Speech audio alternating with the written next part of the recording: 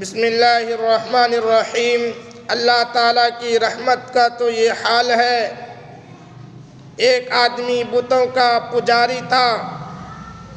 وہ ایک جگہ بیٹھ کر یا صنم یا صنم یا صنم کی تسبیح پڑھ رہا تھا۔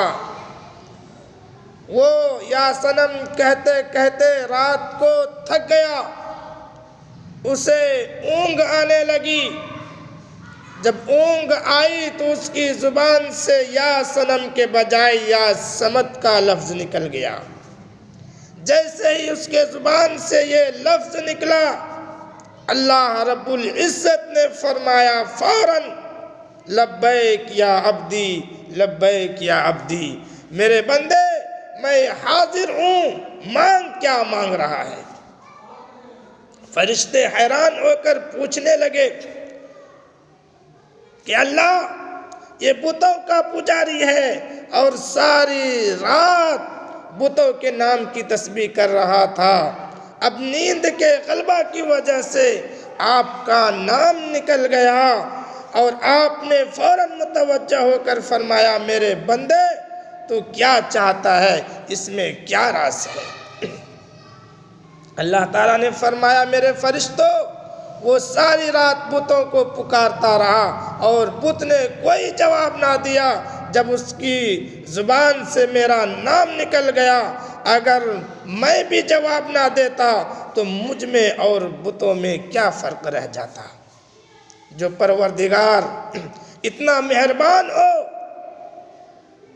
کہ بندے کی زبان سے نیند کی حالت میں بھی اگر نام نکل آئے تو پروردگار اس کو فوراً قبول کر لیتے ہیں، تو ہم ہوش و حواس میں اگر اللہ رب العزت کے سامنے دعا مانگیں گے تو اللہ رب العزت ہماری دعا کو کیوں نہیں قبول فرمائیں گے؟ ضرور قبول فرمائیں گے۔ دعا ہے کہ پروردگار عالم ہمیں اپنی سچی محبت عطا فرمائے اور موت کے وقت ہمارے پاس ایمان کی نعمت سلامت رہے، اور قیامت کے دن ہم نبی اکرم صلی اللہ علیہ وسلم کے جھنڈے کے سائے تلے حاضر ہو جائے۔ حضرت ذوالنون مصری رحمۃ اللہ علیہ بہت بڑے بزرگ گزرے ہیں۔ کشتی میں ایک مرتبہ سفر کر رہے تھے، سفر کرتے ہوئے ایک اور کشتی بھی آئی، اس میں جوان العمر لڑکے لڑکیاں تھی، مرد اور عورتیں تھی، ہنسی مذاق کا ماحول تھا، پی پلانے کا ماحول چل رہا تھا۔ ایسا لگتا تھا کہ یہ لوگ گندے آدمی ہیں۔ حضرت ذوالنون مصری رحمۃ اللہ علیہ کے کشتی میں جو لوگ بیٹھے تھے انہیں بڑا غصہ آیا، یہ کیسے کمینے لوگ ہیں کہ کشتی میں بھی یہ سب پی پلا رہے ہیں اور گندا ماحول چل رہا ہے۔ تو حضرت سے کہا کہ حضرت آپ ان لوگوں کے لیے بد دعا کر دیں، آپ خاموش رہے۔ پہلے تو آپ خاموش رہے، لیکن جب لوگوں نے بار بار کہا تو آپ نے اس کشتی والوں کو دیکھا اور ہاتھ اٹھا کر یوں دعا مانگی، اللہ جیسے آپ نے ان کو دنیا کی خوشی عطا کی ہے اسی طرح ان کو آخرت کی خوشیاں بھی عطا فرما دے۔ بس اتنا دعا کرنا تھا کہ اللہ رب العزت نے اس کی دعا قبول کی، اور جتنے لوگ اس کے کشتی میں بیٹھے تھے دوسری کشتی میں تھے سب کو اللہ رب العزت نے توبہ کی توفیق دے دی۔ تو میرے محترم بزرگوں اور دوستو، اللہ رب العزت سب کی دعا سنتا ہے، کسی کی دعا رد نہیں کرتا، اور ماں باپ کی دعا اولاد کے لیے بہت جلد قبول ہو جاتا ہے۔ اسی لیے ماں باپ غصے کی حالت میں بھی اپنے بچوں کو بد دعا والا لفظ نہ نکالے۔ ایک واقعہ سنا دیتا ہوں کہ ایک بچہ رو رہا تھا، ماں نے اس طرح غصے میں آ کر کہہ دیا تو مر جا۔